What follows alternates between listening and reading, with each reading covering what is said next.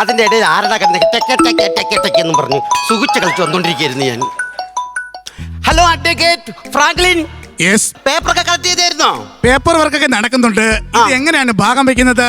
ഭാഗം എന്ന് പറഞ്ഞാൽ മൂത്ത മകൻ വിൽഫ്രെഡിന് ഉച്ചക്കടയിലുള്ള തട്ടുകടയും പച്ചക്കറിത്തോട്ടവും, ഇളയ മോൻ ടോണി കുരിശെങ്കലിന് നമ്മുടെ കട്ടപ്പനയിൽ കട്ടപ്പുറത്തിരിക്കുന്ന കാറും ബംഗ്ലാവും. ഈ മക്കളൊക്കെ എവിടെയാണ്? അവരൊക്കെ അങ്ങ് സ്റ്റേഷനിലാണ് കിടക്കുന്നേ. അയ്യോ, ഈ കൊച്ചു കുട്ടികൾക്ക് ഇത്രയും സമ്പത്തൊക്കെ എഴുതി കൊടുക്കണോ? എങ്ങനെ? അല്ല, രണ്ടു മക്കളും സ്ലേറ്റിൽ കിടക്കുന്നു പറഞ്ഞു. കൗണ്ടറിന് നല്ല ദാരിദ്ര്യമുണ്ടല്ലേ? ഉണ്ട്. അല്ലെങ്കിൽ ഇങ്ങനെ ക്ലീൻ സാധനം അടിച്ച് കയറ്റി വിടത്തില്ലല്ലേ?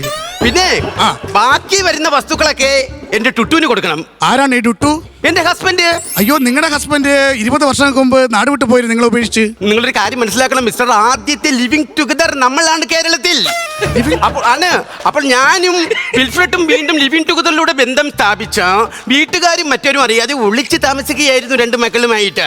അതുകൊണ്ട് ബാക്കി വരുന്ന കടലപ്പട്ടാണി പിള്ളേർക്ക് അങ്ങ് എഴുതി കൊടുക്കണം. എന്തോന്ന്? കടലപ്പിട്ടാണി, അവറ പറ്റാണി, ആ സ്ഥാനം പുള്ളിക്കങ്ങ് എഴുതി കൊടുക്കണം. ഓക്കെ, ഞാൻ പറഞ്ഞു നടക്ക്. ഇല്ല, അങ്ങനെ കുറച്ച് ഭാരം എന്നിൽ നിന്ന് ഒഴിഞ്ഞു മാറും.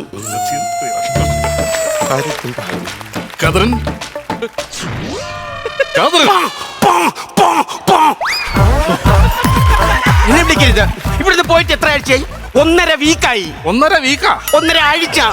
ഇത്രയും ദിവസം എന്നെ നിങ്ങളൊന്ന് വിളിച്ചായിരുന്നു. നിങ്ങളത് ഞാൻ ഡൽഹി വരെ പോയിരുന്നു ബിസിനസിന്റെ കാര്യത്തിന്, സേഠ്ജിയെ കാണാൻ. സേഠ്ജിക്ക് ഒരു കൂട്ടുകാരൻ ഉണ്ടായിരുന്നല്ലോ, അദ്ദേഹത്തിന്റെ പേര് ഞാൻ അതാരെന്ന് എനിക്കറിയാം. ആണ്ടവൻ. അതൊക്കെ നിനക്കറിയാം? പത്രസിനിമ ഞാനും കണ്ടായിരുന്നു. സേഠ്ജിയുടെ കൂട്ടുകാരൻ ആണ്ടവൻ. ഡൽഹിയില് വോട്ട് വ്യാപാരിയാണ് ഈ സേഠ്ജി. അതെ, ഈ സേഠ്ജി ഇംപ്രസ് ചെയ്യിക്കാൻ വേണ്ടിയിട്ട് അദ്ദേഹത്തിന്റെ കമ്പനിയിൽ ഞാൻ വിപ്രാടത്തിൽ കോട്ട് എടുത്തിട്ടു ഓടിച്ചെന്ന് ഡോറും തല തുറന്നു. സേഠ്ജി ഹാപ്പി അല്ലേ എന്ന് ചോദിച്ചു. ഓഹോ. സേഠ്ജി ചെവിക്കലോടൊക്കെ എന്നെ അടിച്ചു കളഞ്ഞു. അതെന്തിന്? വെപ്രാടത്തിൽ കോട്ട് മാത്രം ഇട്ടോളൂ, പാന്റ് ഇട്ടില്ലായിരുന്നു. അങ്ങനെ സംഭവം ഉണ്ടായി. ടുട്ടുവിനെ തല്ലിയത് ആണ്ടവനും ഒത്തു സേഠ്ജിയോ? ആട്ടി എന്നെ വർഗീസ്. എനിക്കൊന്നും കൊണ്ടുവന്നില്ല. ഞാൻ ഡൽഹി പോയപ്പോൾ എന്റെ മോളെ ഞാൻ ഓർമ്മിച്ചായിരുന്നു. എനിക്കറിയാം, എന്നെ ആയിരിക്കും എപ്പോഴും മനസ്സിലാക്കി. ഏറ്റവും നല്ലൊരു ഗിഫ്റ്റ് വാങ്ങിയിട്ടാണ് ഞാൻ വന്നത്. 2 ലക്ഷം രൂപ കൊടുത്തു, ഒന്നും നോക്കിയില്ല. നല്ല വാച്ച് കേട്ടാ. അതെ, അടിപൊളി. അയ്യോ, ഈ വാച്ച് ഓടുന്നില്ല. അതല്ലേ പറഞ്ഞ, ഒന്നും നോക്കിയില്ല. ഒരു കാര്യം, എങ്ങനെയുണ്ട് എന്റെ സ്റ്റൈൽ? എന്താ പറ്റിയത്? ഞാൻ ഇവിടുന്ന് പോയപ്പോ ഒരു കുഴപ്പമില്ലായിരുന്നല്ലോ. ഈ ഹെയർ എവിടെ കളഞ്ഞത്? അടുത്ത ആഴ്ച നമ്മള് കേരളത്തിലോട്ട് പോവുകയാണല്ലോ, ബന്ധുക്കൾ അടുത്തേക്ക്. അതിന് അപ്പൊ നമ്മൾ അവിടെ ചെന്ന് കഴിയുമ്പോ പാവപ്പെട്ടവരുടെ വീട്ടിന്റെ മുന്നിൽ കൂടെ ഞാൻ ഇങ്ങനെ പോകും. തുമ്പി പെണ്ണേ വാ വാ വാ, തുമ്പച്ചോട്ടിൽ വാ വാ.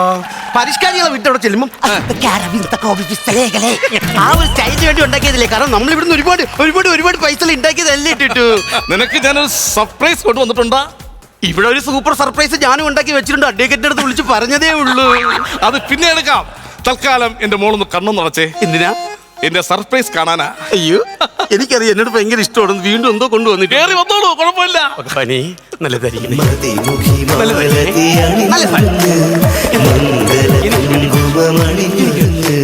ഇനി എന്റെ മോള് കണ്ണും തുറന്നു നോക്കിയേ. എങ്ങനെ ഉണ്ട്? കൊള്ളാം. പക്ഷെ ജോലി ചെയ്യാൻ മൊത്തത്തിൽ ഞാനുണ്ടല്ലോ. എന്തിനാ ജോലിക്കാരി?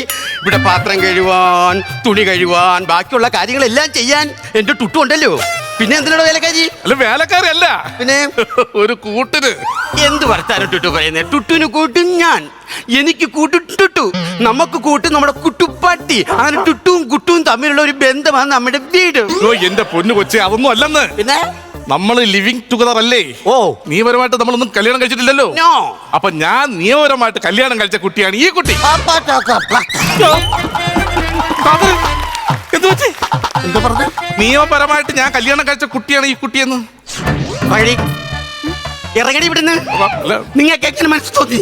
നിങ്ങൾക്ക് എങ്ങനെ മനസ്സ് തോന്നി എന്റെ അടുത്ത് ഇങ്ങനെ കാണിക്കരുത്? നിങ്ങൾക്ക് എങ്ങനെ മനസ്സ് തോന്നി? നീ കാരണമാണ് ഞാൻ കല്യാണം കഴിച്ചത്. ഞാൻ കാരണമാണ്? നീ പറഞ്ഞിട്ട് കല്യാണം കഴിച്ചത്. ഇപ്പൊ കാണിച്ചു തരാം, ഇപ്പൊ കാണിച്ചു തരാം. നീ വേറെ കെട്ടിക്കൊണ്ട് വന്നല്ലേ. ഹലോ നിയമപാലകരെ, നിയമപാലകരെ, 22 വർഷമായിട്ട് ഒരാൾ എന്നെ പീഡിപ്പിക്കുകയും ദ്രോഹിക്കുകയും ചെയ്യുന്നുണ്ട്. പുള്ളിക്ക് നിയമത്തിന്റെ മുന്നിൽ കൊണ്ടുവരികയും ചെയ്യണം, നല്ല വധശിക്ഷ കൊടുക്കുകയും വേണം.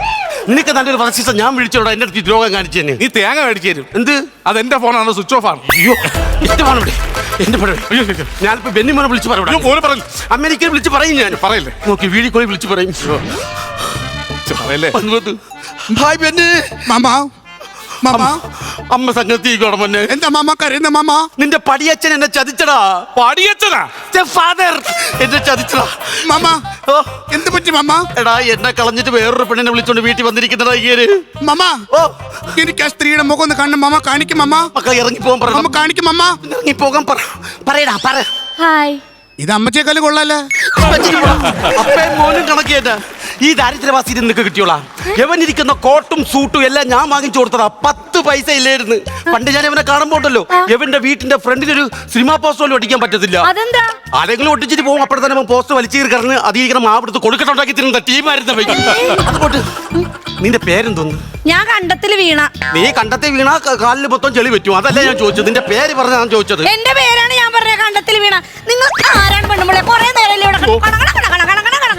എനിക്ക് ദേഷ്യം വന്നിട്ട്. നിങ്ങളുടെ പേരെന്താണ്? കാതറി പറടി. കാർത്തിയായിനി.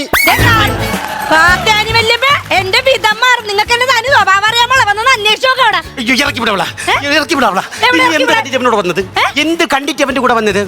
എന്റെ പൊന്നൂസിന്റെ ഒരു വെറൈറ്റി സംഭവം ഉണ്ട്. അത് കാണിക്കാന്ന് പറഞ്ഞിട്ട് നിങ്ങൾ കൊണ്ടുവന്നത്. എന്തുവാ? എന്താണ് ഗിന്നസ് റെക്കോർഡും കിട്ടുമെന്ന് പറഞ്ഞു. അതെന്തോ സാധനം? മൂക്കും വിരലും വെച്ചിട്ട് കാണിക്കുന്ന ഒരു സംഭവം ഉണ്ട്. കാണിച്ചു കൊടുക്കും പൊന്നൂസേ. കാണിക്കും.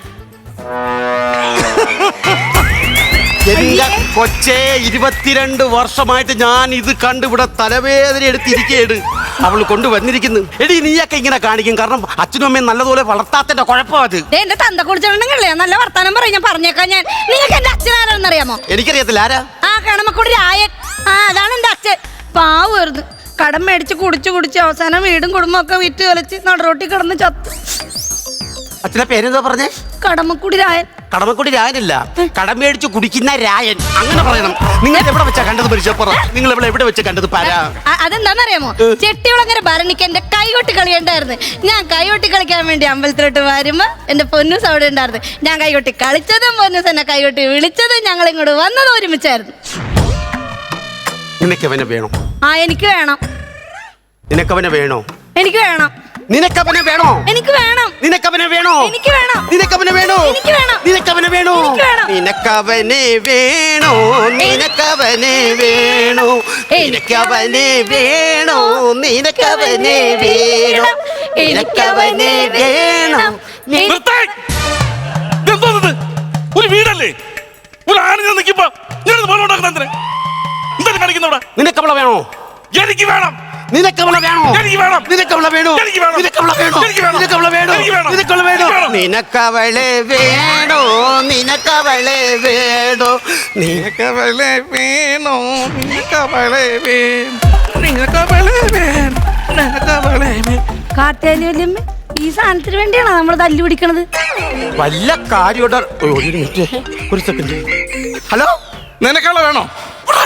ഹലോ, എന്തോന്ന്? എന്തിനാ കരയുന്നത്? ചാർലി ചായൻ എന്റെ പഴയ ഭർത്താവ് വരുത്തുന്നു. ഞാൻ ഇനി എന്തോ ചെയ്യും? അതിന് നീ എന്തിന് കരയുന്നത്? ഇപ്പൊ എനിക്ക് കൂടി ഞാൻ ഒരു പെണ്ണെ കൊണ്ടുവന്നില്ലേ? നമ്മൾ ജീവിക്കും. നിന്റെ പഴയ അച്ഛൻ നിങ്ങൾക്ക് ജീവിച്ചൊരു സുഖമായിട്ട് ജീവിക്കുകയൊക്കെ ചെയ്യാം. പക്ഷെ അതിനിടയ്ക്ക് ഒരു അബദ്ധം ഉണ്ടല്ലോ. എന്തോന്ന്? എന്റെ സ്വത്തുക്കളൊക്കെ ഞാൻ തന്റെ പേരിൽ എഴുതി വെച്ചില്ലേടോ. നിന്റെ സ്വത്തുക്കളല്ല എനിക്ക് തരൂ. നിനക്ക് വേണോ? എനിക്ക് നിനക്ക് വേണോ? എനിക്ക് നിനക്ക് അങ്ങനെ വേണ്ട. പോടാ.